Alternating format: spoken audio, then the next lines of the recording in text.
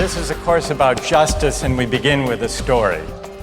Suppose you're the driver of a trolley car, and your trolley car is hurtling down the track at 60 miles an hour, and at the end of the track you notice 5 workers working on the track.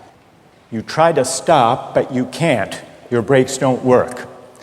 You feel desperate because you know that if you crash into these 5 workers, they will all die.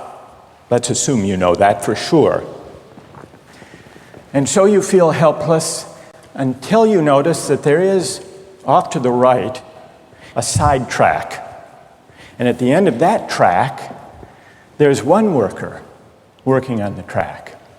Your steering wheel works, so you can turn the trolley car, if you want to, onto the side track, killing the one, but sparing the 5.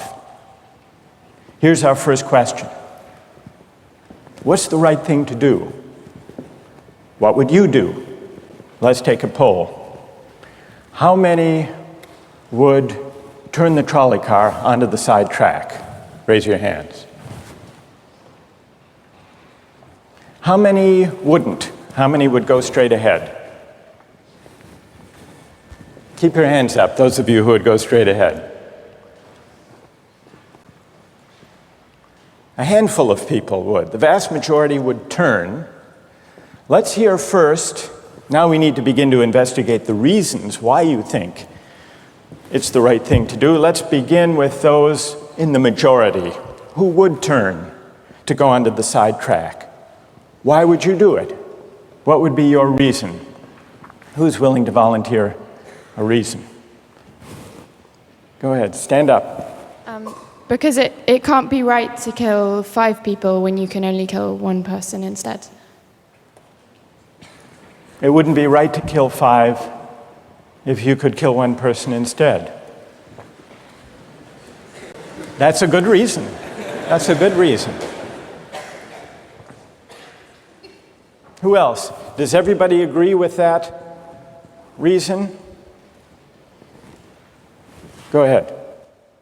Well, I was thinking it was the same reason on 9/11. We regard the people who flew the plane into the Pennsylvania field as heroes because they chose to kill the people in the plane and not kill more people in big buildings.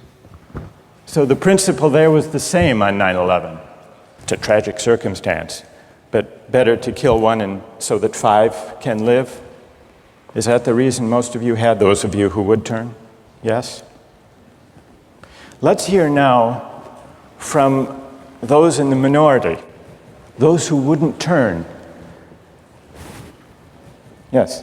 Well, I think that's the same type of mentality that justifies genocide and totalitarianism. In order to save one type of race, you wipe out the other. So what would you do in this case? You would, to avoid the horrors of genocide, you would crash into the 5 and kill them? Presumably, yes. Yeah. Okay, who else? That's a brave answer. Thank you. Let's consider another trolley car case and see whether those of you in the majority want to adhere to the principle, better that 1 should die so that 5 should live. This time you're not the driver of the trolley car, you're an onlooker. You're standing on a bridge overlooking a trolley car track. And down the track comes a trolley car. At the end of the track are 5 workers. The brakes don't work. The trolley car is about to careen into the 5 and kill them. And now, you're not the driver.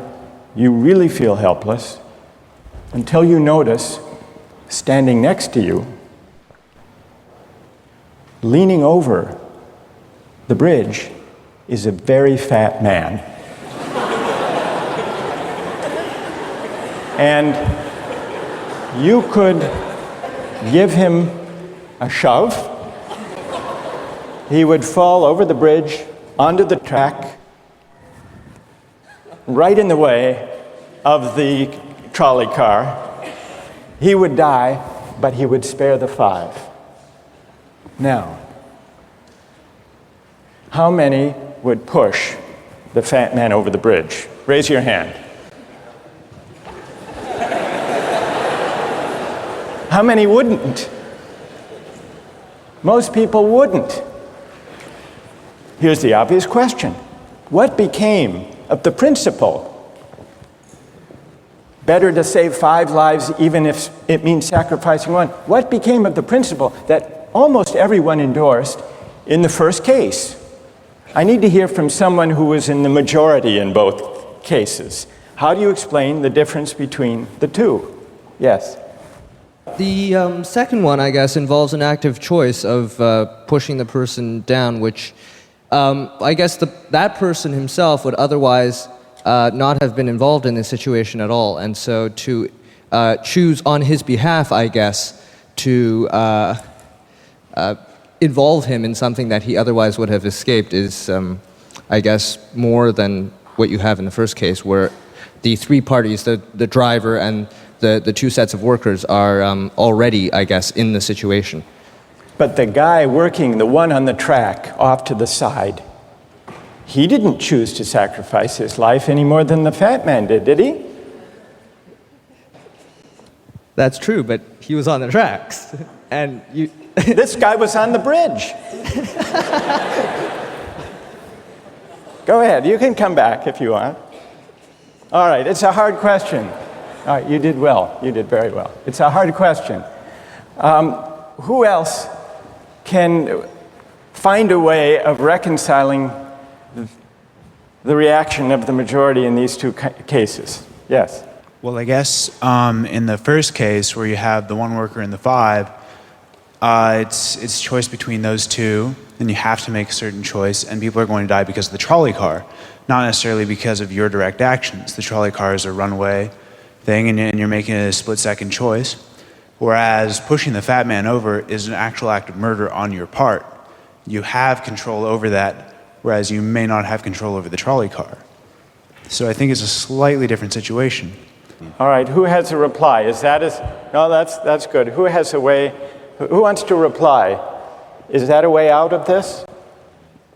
I don't think that's a very good reason, because you choose to. It's either way you have to choose who dies, because you either choose to turn and kill the person, which is an active conscious thought to turn, or you choose to push the fat man over, which is also an active conscious action. So either way you're making a choice. Do you want to reply? Well, I'm not really sure that that's the case. It just still seems kind of different, the act of actually pushing someone over onto the tracks and killing him. You are actually killing him yourself. You're pushing him with your own hands. You're pushing him. And that's Right. different than steering something that is going to cause death into another. You know, it doesn't good. really sound right saying it now. No, it's good. But I'm up here. It's good. What's your name? Andrew. Andrew. Let me ask you this question, Andrew. Yes. Suppose standing on the bridge next to the fat man, I didn't have to push him. Suppose he were standing over a trap door that I could open by turning a steering wheel like that.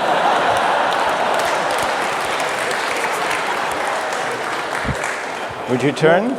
For some reason, that still just seems more wrong. Right? I mean, maybe if you accidentally leaned into the steering wheel or something like that. But or say that the car is hurtling towards a switch that will drop the trap. Then I could agree with that. Fair enough. It still seems wrong in a way that it doesn't seem wrong in the first case to turn, you say. And in another way, I mean, in the first situation, you're involved directly with the situation. In the second one, you're an onlooker as well. All right. So you have the choice of becoming involved or not by pushing the fat man. Let's forget for the moment about this case. That's good. Let's imagine a different case. This time you're a doctor in an emergency room, and 6 patients come to you. They've been in a terrible trolley car wreck. 5 of them sustained moderate injuries. 1 is severely injured. You could spend all day caring for the one severely injured victim. but in that time the 5 would die. Or you could look after the 5, restore them to health, but during that time the one severely injured person would die. How many would save the 5? Now is the doctor. How many would save the 1? Very few people. Just a handful of people. Same reason, I assume. 1 life versus 5? Now consider another doctor case. This time you're a transplant surgeon, and you have 5 patients, each in desperate need of an organ transplant in order to survive. 1 needs a heart, 1 a lung, 1 a kidney, 1 a liver, and the 5th, a pancreas. And you have no organ donors. You are about to see them die. And then it occurs to you that in the next room, there's a healthy guy who came in for a checkup. And he's... You like that? And he's taking a nap. You could go in very quietly, yank out the 5 organs, that person would die, but you could save the 5. How many would do it? Anyone? How many? Put your hands up if you would do it.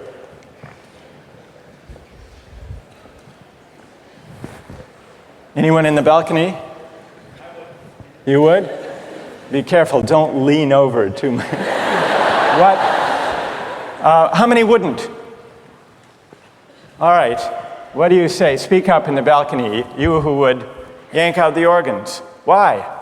I'd actually like to explore a slightly alternate possibility of just taking the 1 of the 5 who needs an organ who dies first, and using their 4 healthy organs to save the other 4. That's a pretty good idea. That's a great idea, except for the fact that you just wrecked the philosophical point. Well, let's step back from these stories and these arguments to notice a couple of things about the way the arguments have begun to unfold. Certain moral principles have already begun to emerge from the discussions we've had. And let's consider what those moral principles look like. The first moral principle that emerged in the discussion said, the right thing to do, the moral thing to do, depends on the consequences that will result from your action. At the end of the day, better that 5 should live, even if 1 must die. That's an example of consequentialist moral reasoning.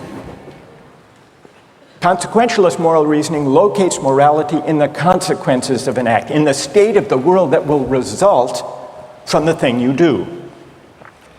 But then we went a little further, we considered those other cases, and people weren't so sure about consequentialist moral reasoning.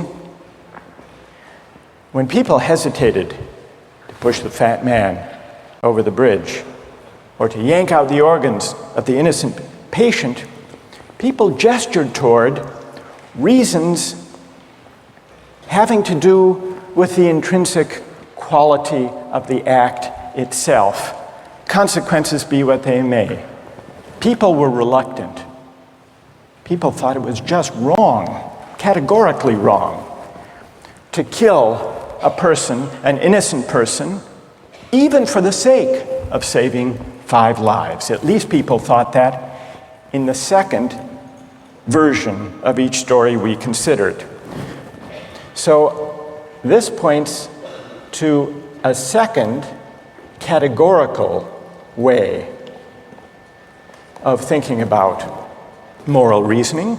Categorical moral reasoning locates morality in certain absolute moral requirements, certain categorical duties and rights, regardless of the consequences.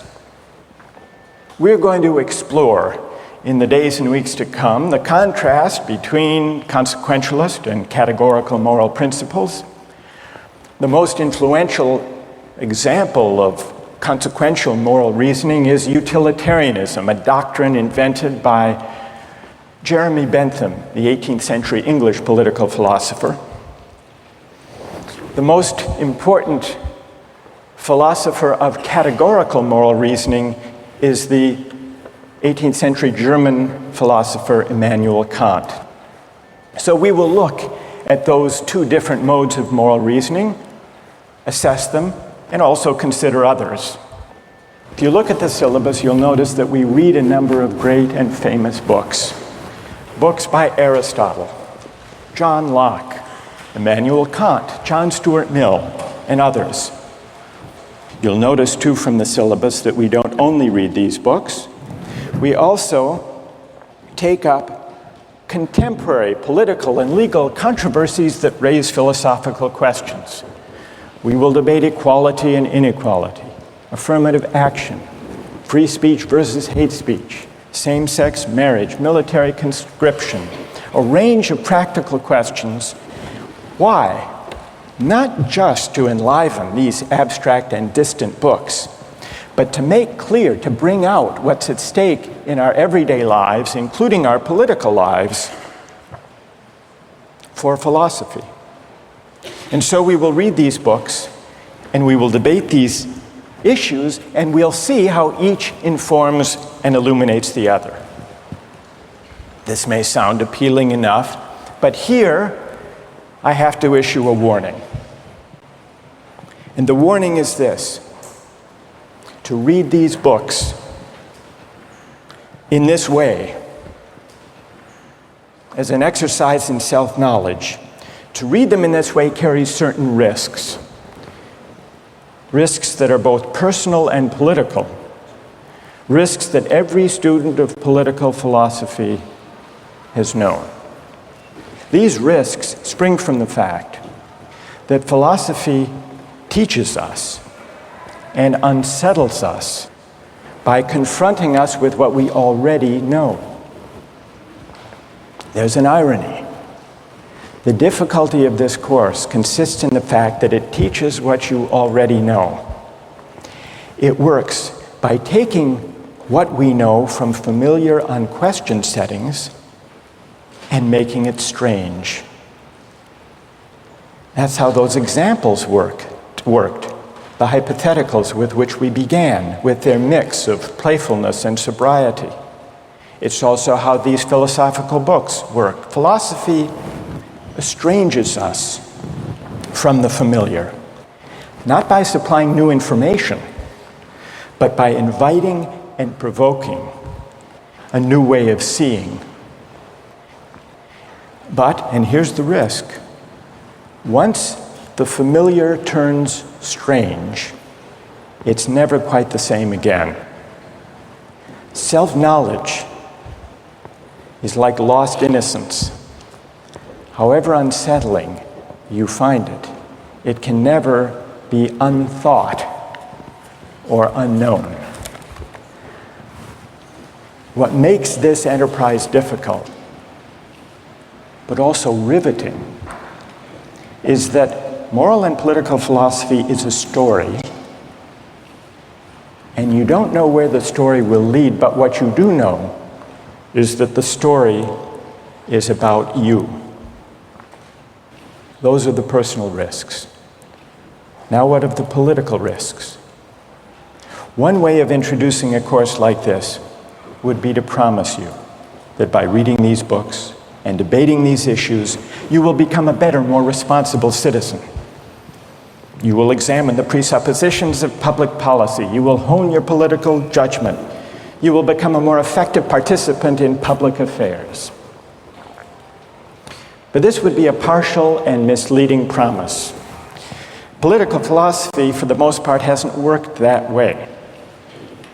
You have to allow for the possibility that political philosophy may make you a worse citizen rather than a better one, or at least a worse citizen before it makes you a better one. And that's because philosophy is a distancing, even debilitating activity. And you see this going back to Socrates.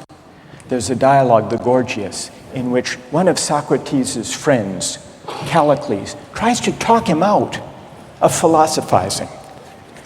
Callicles tells Socrates, philosophy is a pretty toy if one indulges in it with moderation at the right time of life. But if one pursues it further than one should, it is absolute ruin. Take my advice, Callicles says. Abandon argument. Learn the accomplishments of active life. Take for your models not those people who spend their time on these petty quibbles, but those who have a good livelihood and reputation and many other blessings. So Callicles is really saying to Socrates, quit philosophizing, get real, go to business school. And Callicles did have a point. He had a point because philosophy distances us from conventions, from established assumptions, and from settled beliefs. Those are the risks, personal and political. And in the face of these risks, there is a characteristic evasion.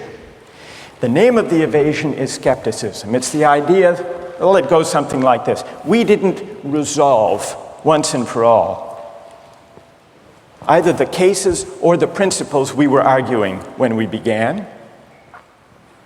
And if Aristotle and Locke and Kant and Mill haven't solved these questions after all of these years, who are we to think that we here in Sanders Theatre over the course of a semester can resolve them? And so maybe it's just a matter of each person having his or her own principles and there's nothing more to be said about it. No way of reasoning. That's the evasion of skepticism, to which I would offer the following reply. It's true, these questions have been debated for a very long time. But the very fact that they have recurred and persisted may suggest that though they're impossible in one sense, they're unavoidable in another. And the reason they're unavoidable, the reason they're inescapable, is that we live some answer to these questions every day. So skepticism, just throwing up your hands and giving up on moral reflection, is no solution. Immanuel Kant described very well the problem with skepticism when he wrote, "Skepticism is a resting place for human reason, where it can reflect upon its dogmatic wanderings, but it is no dwelling place for permanent settlement. Simply to acquiesce in skepticism," Kant wrote, "can never suffice to overcome the restlessness of reason." I've tried to suggest through these stories and these arguments some sense of the risks and temptations, of the perils and the possibilities. I would simply conclude by saying that the aim of this course is to awaken the restlessness of reason and to see where it might lead. Thank you very much.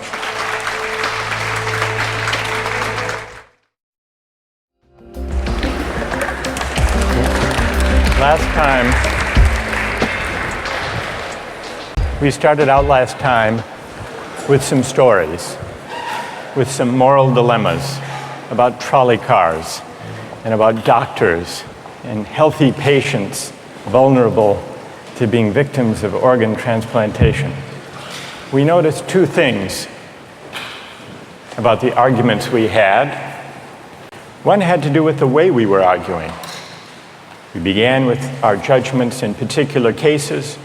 We tried to articulate the reasons or the principles lying behind our judgments.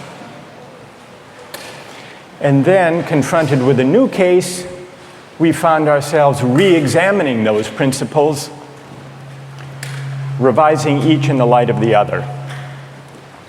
And we noticed the built-in pressure to try to bring into alignment our judgments about particular cases and the principles we would endorse on reflection. We also noticed something about the substance of the arguments that emerged from the discussion. we noticed that sometimes we were tempted to locate the morality of an act in the consequences, in the results, in the state of the world that it brought about. And we called this consequentialist moral reasoning. But we also noticed that in some cases, we weren't swayed only by the result. Sometimes, many of us felt that not just consequences, but also the intrinsic quality or character of the act matters morally.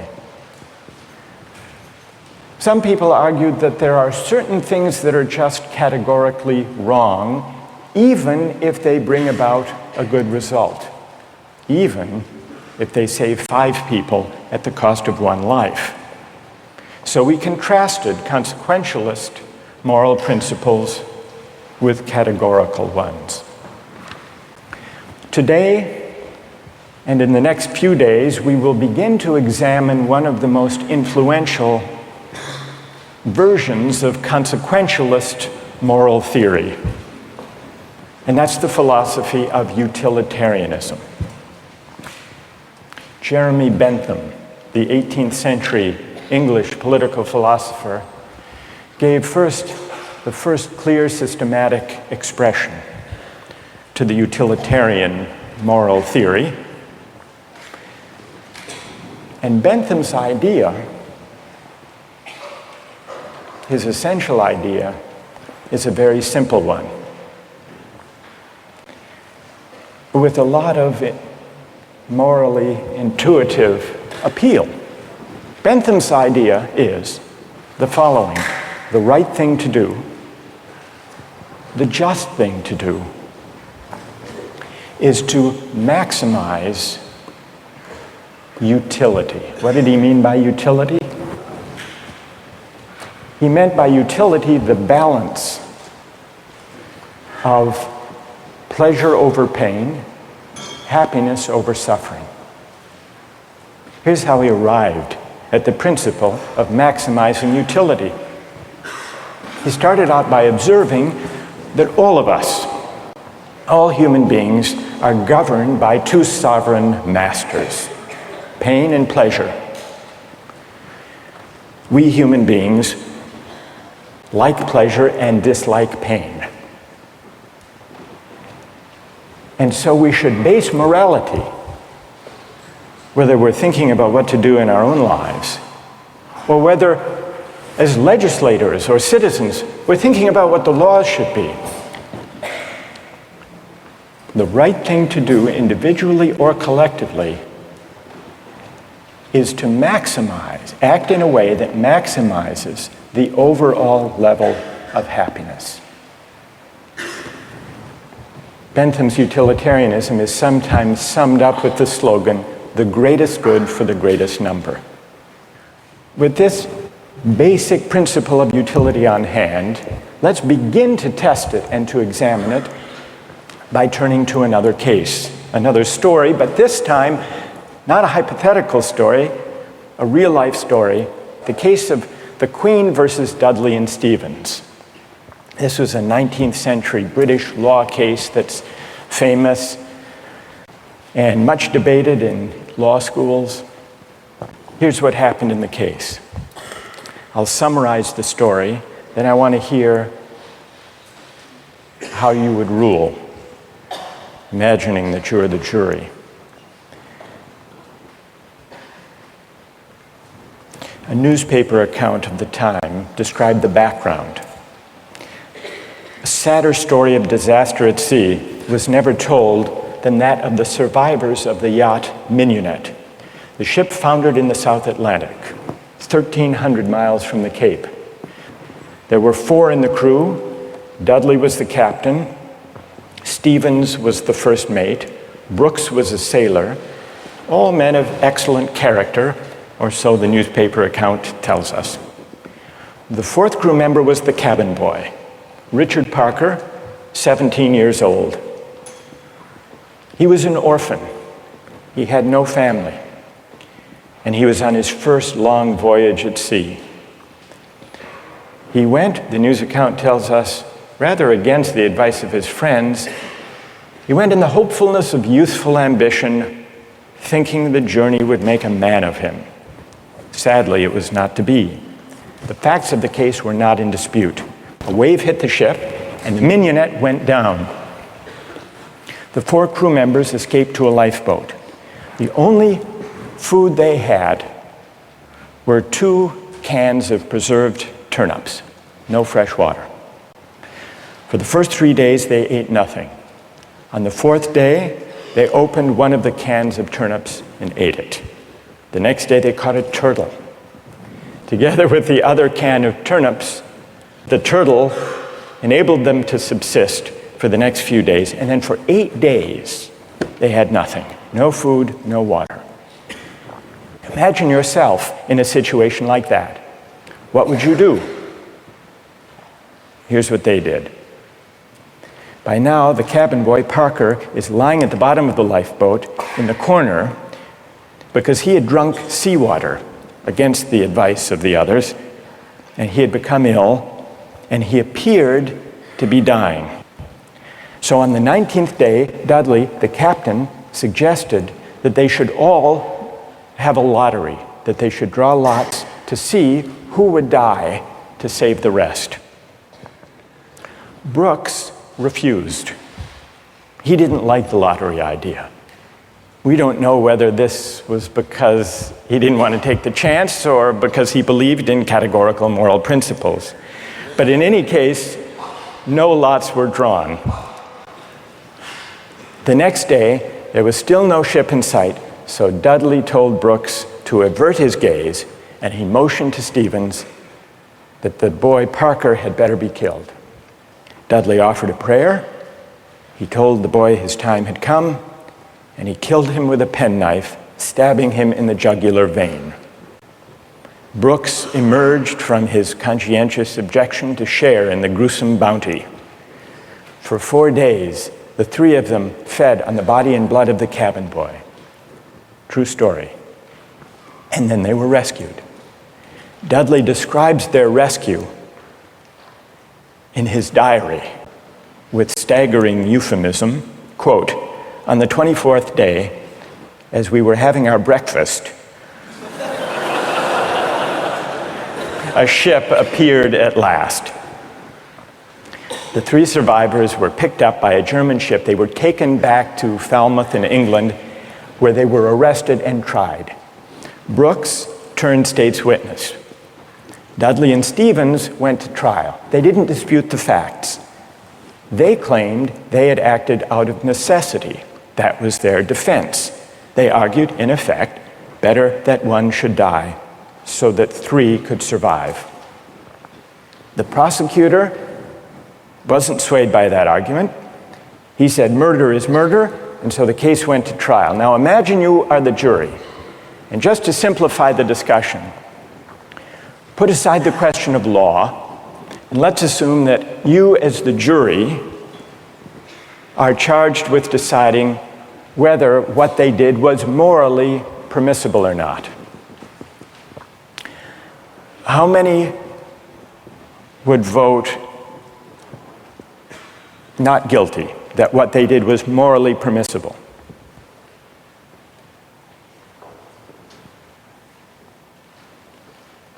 And how many would vote guilty? What they did was morally wrong. A pretty sizable majority. Now let's see what people's reasons are, and let me begin with those who are in the minority. Let's hear first from the defense of Dudley and Stevens. Why would you morally exonerate them? What are your reasons? Yes? I think it is morally reprehensible, but I think that there's a distinction between what's morally reprehensible and what makes someone legally accountable. In other words, as the judge said, what's always moral isn't necessarily against the law.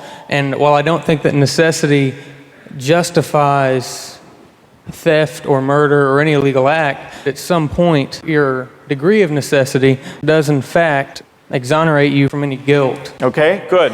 Other defenders, other voices for the defense, moral justifications for what they did. Yes? All right, thank you. I just feel like in a situation that desperate, you have to do what you have to do to survive. You have to do what you have to do. You got to do what you got to do, pretty much. If you've been going 19 days without any food, someone just has to take the sacrifice. Someone has to make the sacrifice, and people can survive. Right. And furthermore, from that, let's say they survive, and then they become productive members of society who go home and start like 1 million charity organizations and this and that and this and that. I mean, they benefit everybody in the end. Yeah. So, I mean, I don't know what they did afterwards. They might have gone and kill more people, whatever. But what? What if they went home and they turned out to be assassins? What if they weren't going home and turned out to be assassins? Well, you'd want to know who they assassinated. That's true too. That's fair. That's fair. Okay. I want to know who they assassinated. All right, that's good. What's your name? Marcus. Marcus. All right. We've heard a defense. A couple of voices for the defense. Now we need to hear from the prosecution. Most people think what they did was wrong. Why? Yes. One of the first things that I was thinking was, if they haven't been eating for a really long time, maybe they're mentally affected, and so then that could be used as a defense, a possible argument that they weren't in the proper state of mind, they weren't making decisions they might otherwise be making, and if that's an appealing argument that you have to be in an altered mindset to do something like that, it suggests that people who find that argument convincing do think that they were acting immorally. But I want to know what you think. You defend them. You vote to convict, right? Yeah, I don't think that they acted in a morally appropriate way. And why not? What do you say? Here's Marcus. He just defended them. He said, you heard what he said. Yes. Yes. That you've got to do what you've got to do in a case like that. Yeah. What do you say to Marcus?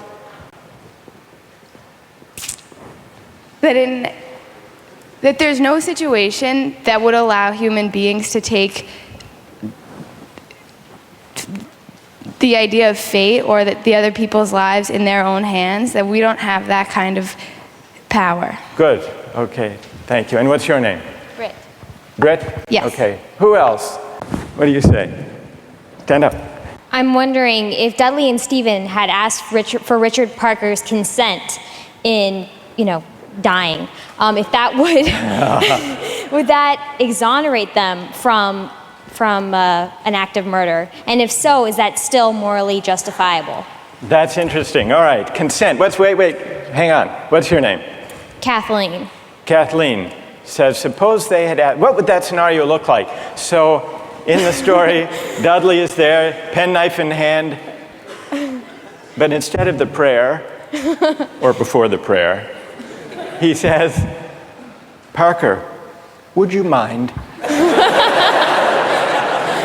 We're desperately hungry, as Marcus empathizes with. We're desperately hungry.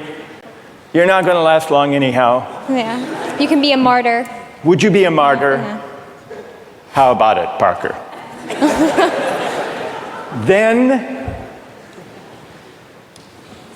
Then what do you think? Would it be morally justified then? Suppose Parker, in his semi-stupor, says, okay. I don't think it would be morally justifiable, but I'm wondering even then it wouldn't be. No. You don't think that even with consent, it would be morally justified. Are there people who think, who want to take up Kathleen's consent idea and who think that would make it morally justified? Raise your hand if you think it would. That's very interesting. Why would consent make a moral difference? Why would it? Yes. Well, I just think that if he was making his own original idea and it was his idea to start with, then that would be the only situation in which I would see it being appropriate in any way. Because that way you couldn't make the argument that he was pressured, it's 3-to-1 or whatever the ratio was. Right. And I think that if he was making a decision to give his life, then he took on the agency to sacrifice himself, which some people might see as admirable, and other people might disagree with that decision. So if he came up with the idea, that's the only kind of consent we could have confidence in. morally. Then it would be okay. Otherwise, it would be kind of coerced consent under the circumstances, you think. Is there anyone who thinks that even the consent of Parker would not justify their killing him? Who thinks that? Yes, tell us why. Stand up. I think that Parker would be killed with the hope that the other crew members would be rescued. So there's no definite reason that he should be killed because you don't know when they're going to get rescued. So if you kill him, it's killing him in vain. Do you keep killing a crew member until you're rescued and then you're left with no one? Because someone's going to die eventually. Well, the moral logic of the situation seems to be that they would keep on picking off the weakest, maybe, one by one, until they were rescued. And in this case, luckily, they were rescued when 3 at least were still alive.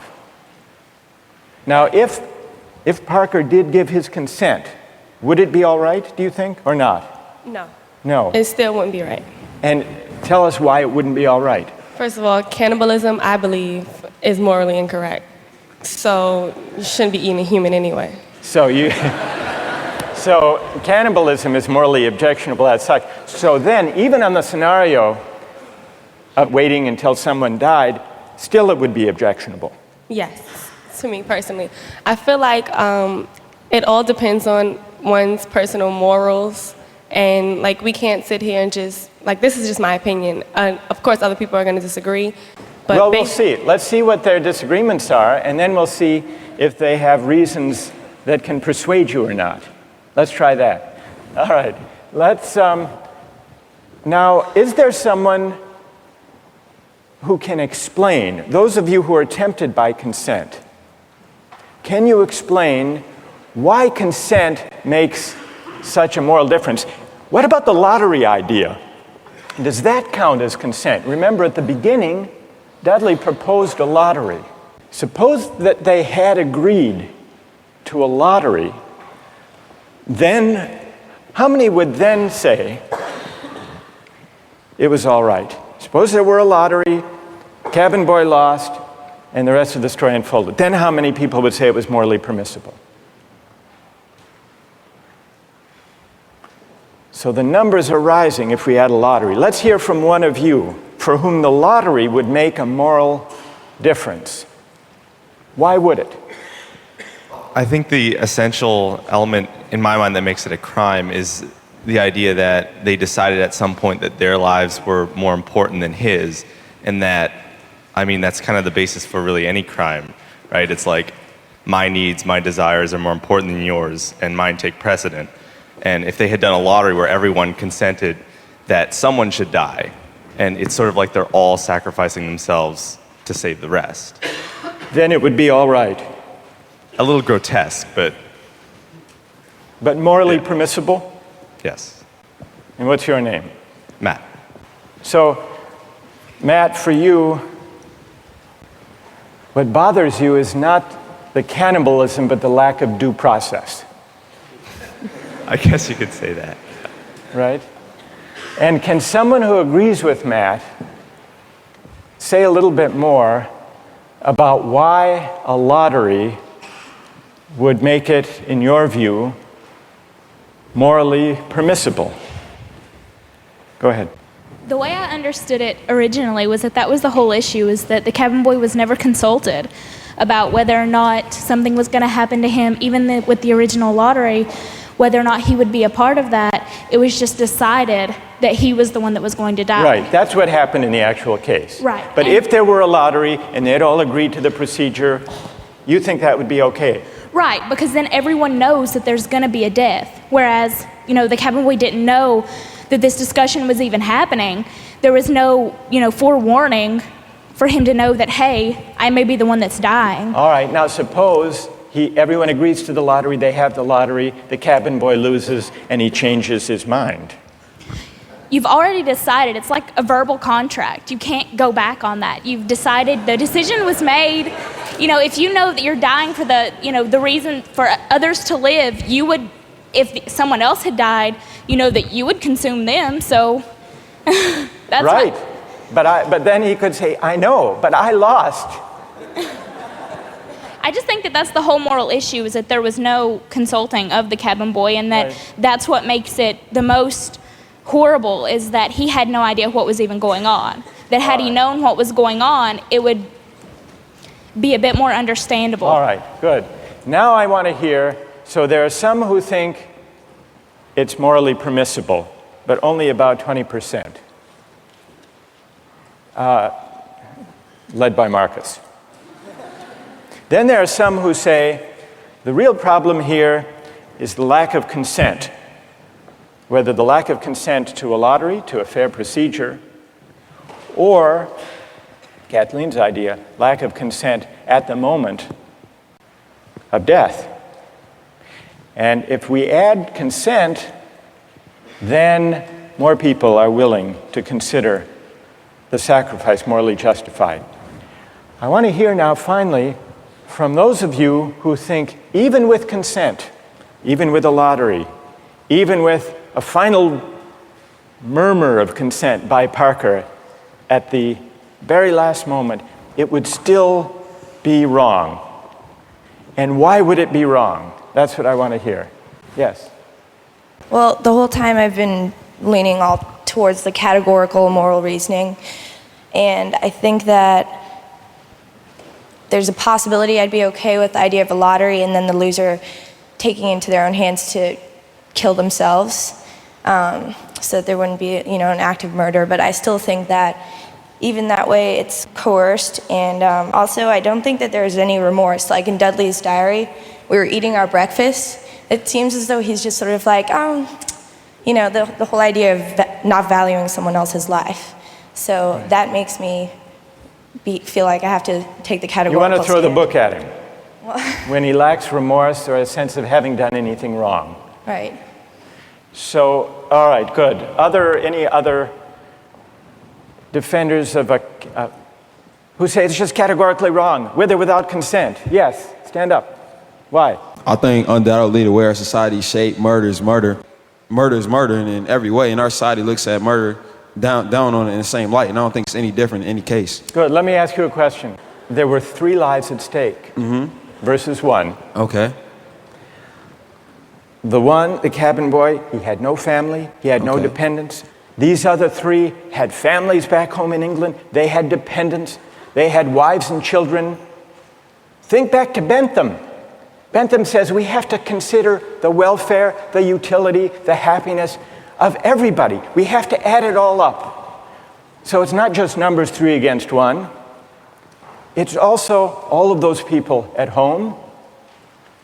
In fact, the London newspaper at the time and popular opinion sympathized with them, Dudley and Stephens.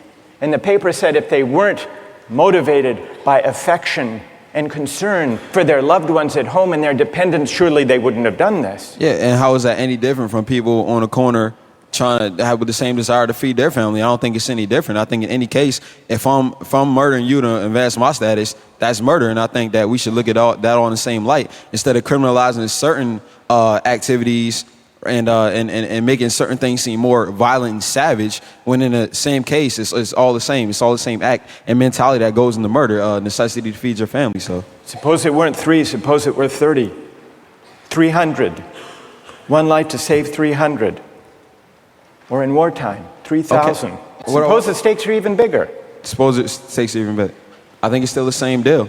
Do you think Bentham is wrong to say the right thing to do is to add up the collective happiness? You think he's wrong about that? I don't think he's wrong, but I think murder is murder in any case. Yeah, well, then Bentham has to be wrong. If you're right, he's wrong. Okay, then he's wrong. All right. I'm right. Thank you. Well done.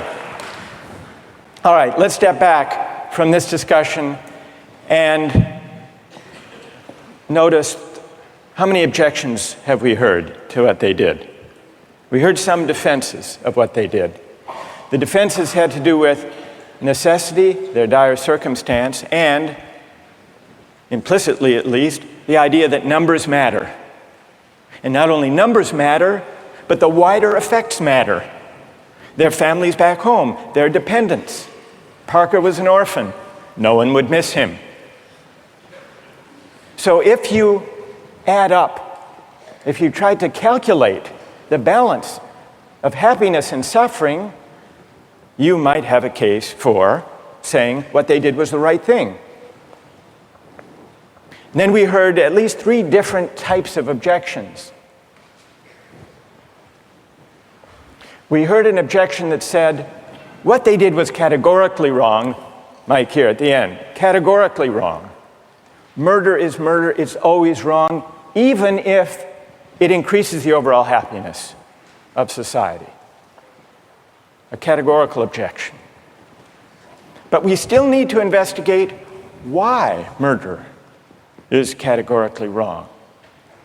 Is it because even cabin boys have certain fundamental rights? And if that's the reason, where do those rights come from, if not from some idea of the larger welfare or utility or happiness? Question number 1. Others said a lottery would make a difference. A fair procedure, Matt said.